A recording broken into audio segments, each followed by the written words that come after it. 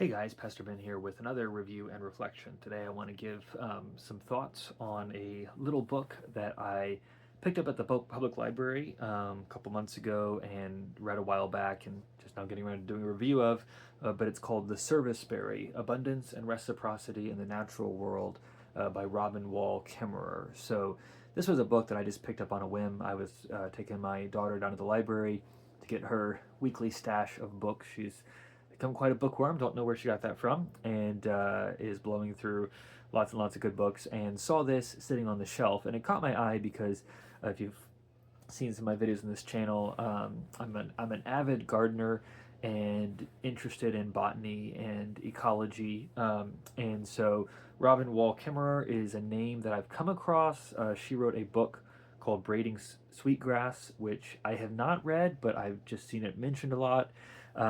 Never quite been sure what I would think of it, but I thought, oh, it'd be interesting to read at some point, and saw that this was a pretty new book that she had written, and it was very small. And I thought, you know what?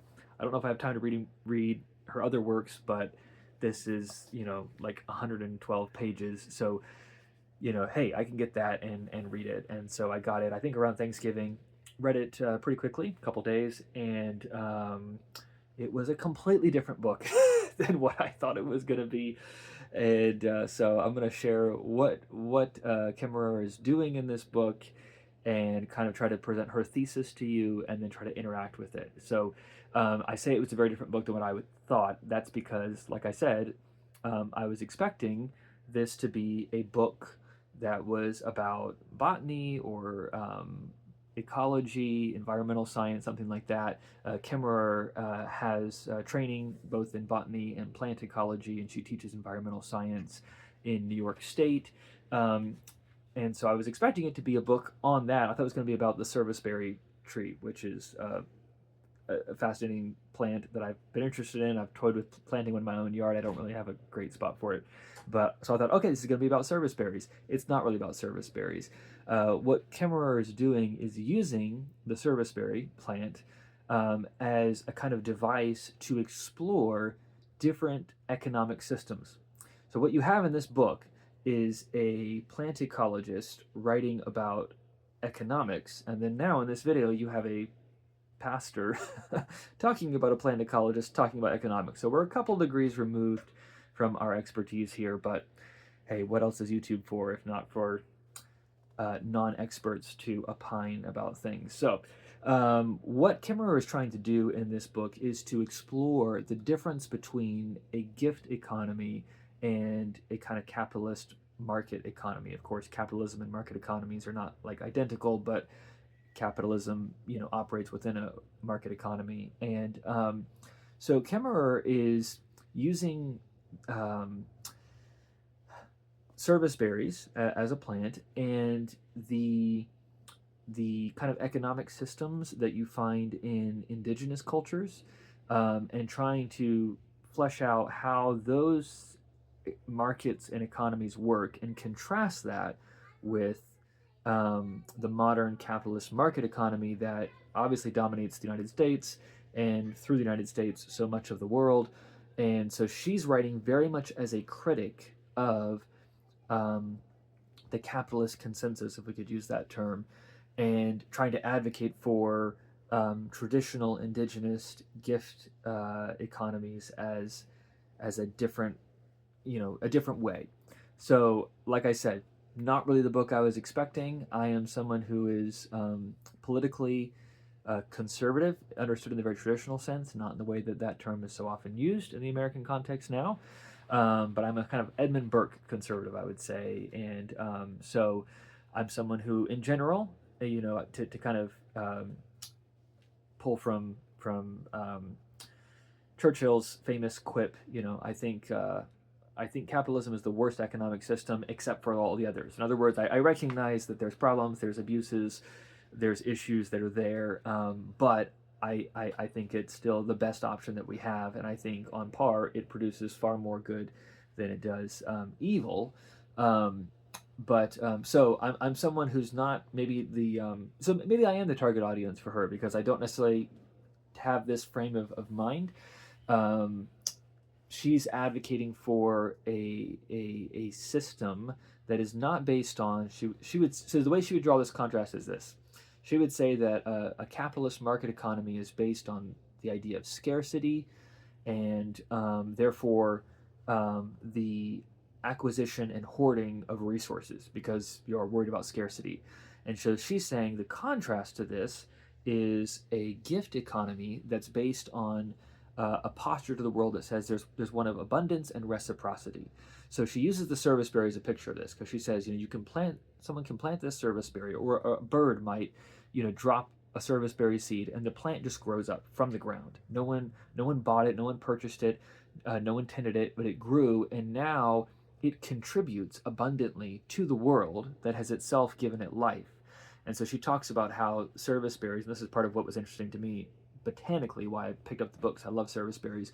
They are a powerhouse in terms of ecological impact. They produce berries that birds love, human beings can eat. They do a lot for local ecosystems and things. And so she's sort of looking at like the way that serviceberries produce so much and interface with so much, and how that interfaces with the natural world, but also with human societies. And so she talks about growing serviceberries and then having so many that she shares it with her neighbor, and so that produces this kind of bond between them. And so she's trying to draw out a way of relating to the natural world that sees nature as being through the lens of abundance rather than through the lens of scarcity, and trying to argue that we should engage with natural resources from the posture not of extracting resources because they're limited, but of cultivating abundance in a way that binds us together as people. And so again, she's drawing on indigenous cultures and history. An important factor here is she is herself Native American, so an American Indian. She's a registered member of the Potawatomi tribe. And so she's, in her part of her whole project, I guess, as I've kind of learned a bit more about her, is she has Western scientific training, PhD in plant ecology. She teaches at a university. She publishes academic works, but she's also trying to draw on indigenous ecology and knowledge, and try to incorporate those things together. So that's her project. I'm not speaking for or against that at this point, but that's what she's trying to do. And this book is maybe an example into that, although she's leaning more heavily into something that she confesses is not her field, which is economics, and trying to say that the modern capitalist system, the market economy, is broken, and that indigenous cultures point us toward a better way, a gift economy. Now, that's my attempt to distill her argument. She unfolds that more through the lens of story and anecdote and illustration than sort of data. So I think definitely anyone who's an economist by training is probably going to be pretty frustrated by this book, because it's a book that in many ways is an economic book, and yet it's not engaging with the discipline of economics, or in the language that economists would use.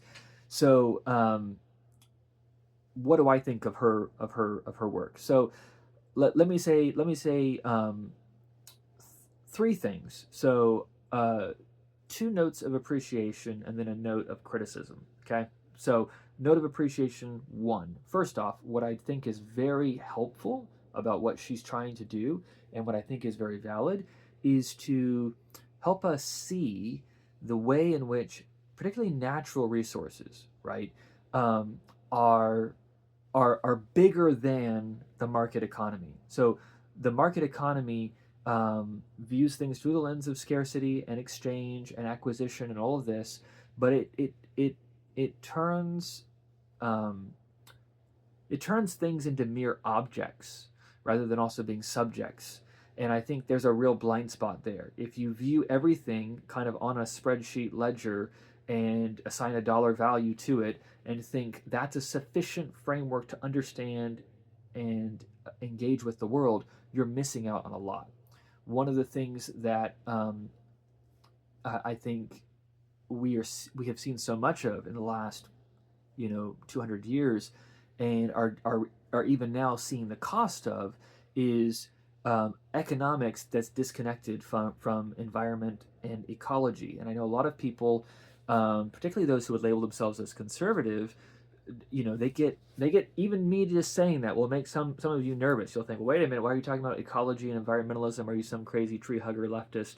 Um, one of my soapboxes is to say that conservatives should be the ones who are interested in conserving things, conserving the natural world. And the principles of conservatism are that we recognize the depravity of man, the limitations of our reason, and the tremendous amount of damage that can be done by moving quickly and having a kind of revolutionary spirit. So the posture of conservatism, a kind of Burkean conservatism, is to say we walk humbly, we move slowly, we seek to understand, and we act in measured ways because we realize, you can create these grand systems, economic or philosophical or political systems, all these isms that sound nice on paper, but when you get out into the real world is far more complicated, far more complex, far more interconnected, and you will end up destroying and undoing things that our forebears built over many, many years.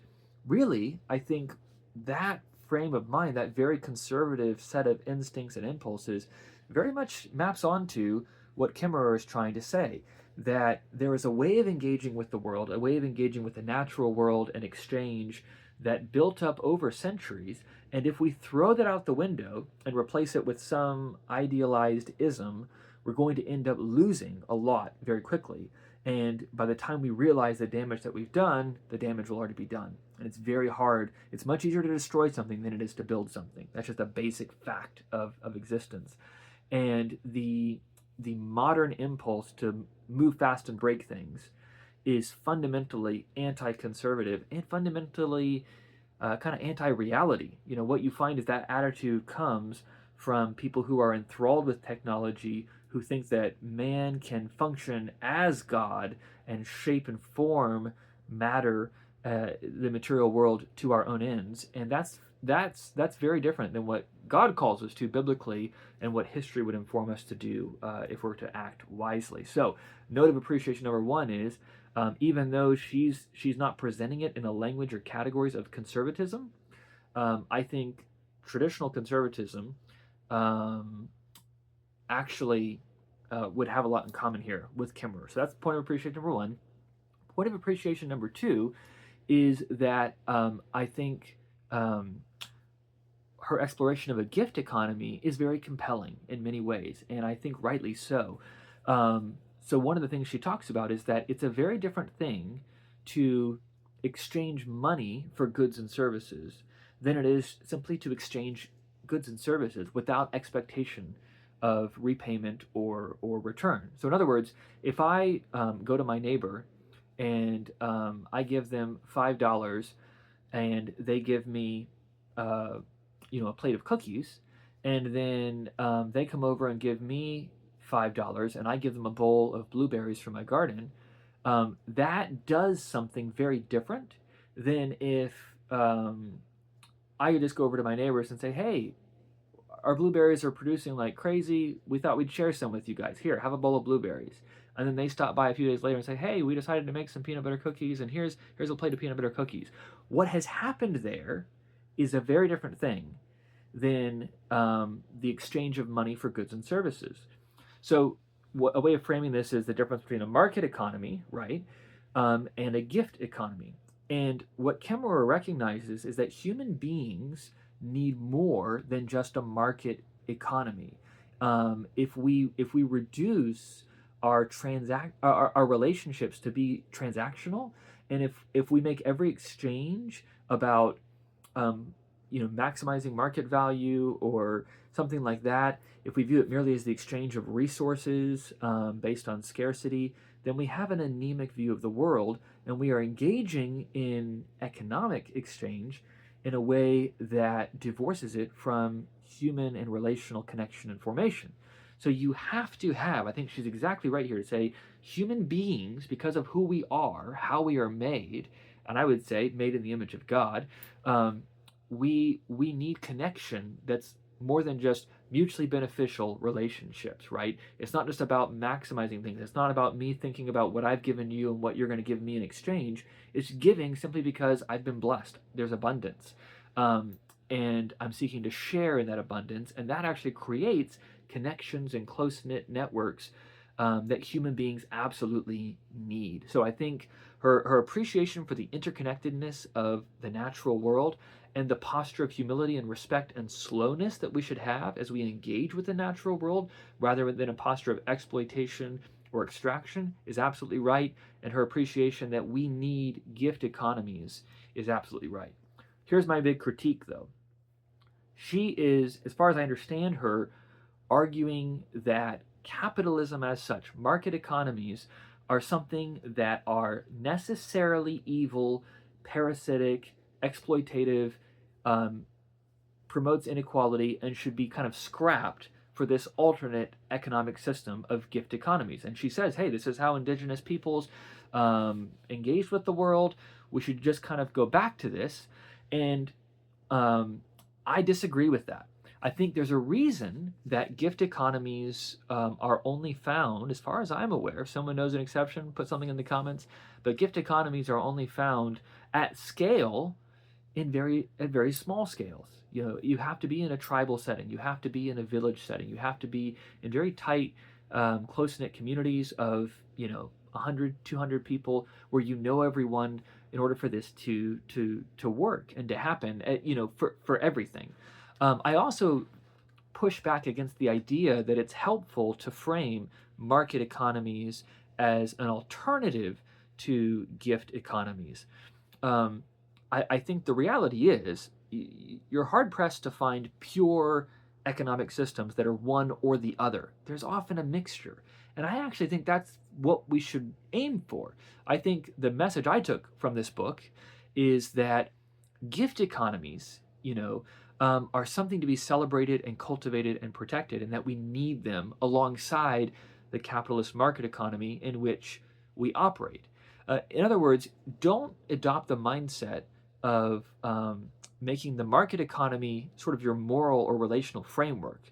That's a dangerous road to go down. But you don't dismiss the market economy or capitalism as such. It produces great wealth and can produce great good and can minimize suffering and poverty and hardship and starvation and all of these things. And so I'm on the side that says there's more good than not that's been done there. But I also recognize there are evils that have happened, and that's largely as people have, again, embraced capitalism as an ism and not recognized the human element. This is where I think, writing as a pastor, or thinking as a pastor, as I was reading what she was writing about how we can pursue gift economies and the free sharing of things, I thought she's describing the church. When someone in my church is having a baby, they go out and they buy some things from the store. But what happens is that, the ladies in our church will, say, okay, you're having a little baby girl. Here's clothes that all of our daughters have been wearing, we've kind of been passing them around. We'll pass them on to you and just let you use them. And when someone else has a baby and you're not using them anymore, you share them with them. And here's some books. Here's a book that I found helpful. And here's a meal. And, we're just sharing with each other. And this happens all the time. If someone loses a job, or if someone's recovering from surgery, or someone's going through a tragedy, or someone's just having a hard week, and we'll freely share and provide for each other and care for each other. Oh, we'll give you a ride. And no one's looking at, okay, what do you owe me? And how, what's the market value of me transporting you to church every Sunday, like an Uber or something like that. Like, we don't think like that, because we realize it's a blessing. We have been blessed, and therefore we want to bless others. And it's a blessing to bless others and to give. And you get something more out of that than just the market value. So I think, and I think a lot of people have experienced that. I think churches should be models of that. They aren't always, but they should be. I think things like Facebook buy nothing groups, where you don't sell things, you just say, hey, I have this thing, I don't need it anymore, could someone use it? Those are great things. Living in a neighborhood where you get to know people, and maybe it comes time to seed your lawn in the fall, and there's one guy who has an aerator, and just like 3 or 4 families will just kind of borrow it and use it. And that's a great example. No, he's not charging, he's not renting it out, right? And we should resist the impulse that says, oh, that guy should be renting it out, it has a market value. No, there's actual real strong societal value in not paying the market value and in just sharing it. And then somebody else who has a snowblower saying, hey, I've blown off my driveway, let me come do you guys' driveways. And that kind of free giving and receiving is really important.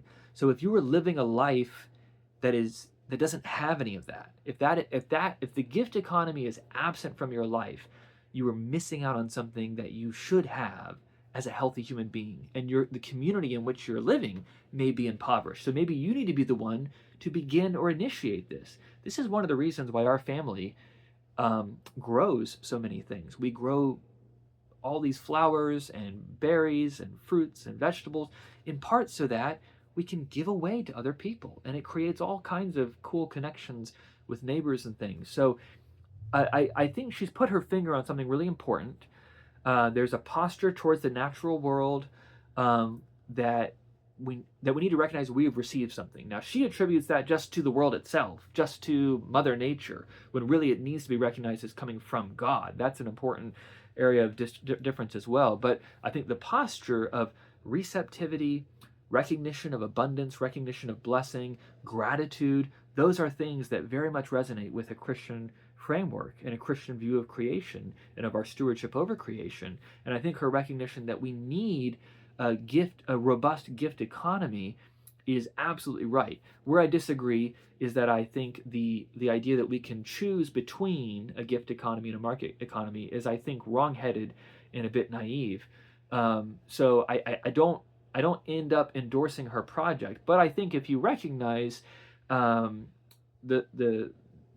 the valid points she's making, you can still get something from the book. So that was kind of my take. It was not the book I thought. I thought it was going to be a botanical book about the serviceberry tree, and I was disappointed to find that wasn't really the case. It was a discussion of economics through the lens of ecology and botany a little bit.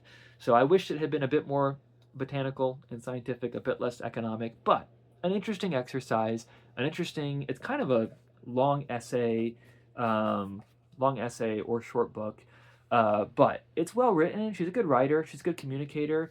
She brings together interesting kind of frameworks that you don't typically get brought together. It's beautifully illustrated. So if anything that I've been talking about sounds interesting to you, this may be a book worth interacting with. It's one that I find myself a bit more critical of in some sense, but critically appreciative of, I would say, as well. So anyways, I'm also going to throw in the description of this video a link to an article that I stumbled on by Jonathan Rogers, where he kind of contrasts market economies and gift economies through the lens of art and Christian theology. It's sort of a related discussion, not exactly tied to this book, so that's why I didn't go into it here. But it was an interesting piece to come across, and if you want to think about these things further, maybe a fun kind of next step. But those are my thoughts on Robin Wall Kimmerer's book, The Serviceberry.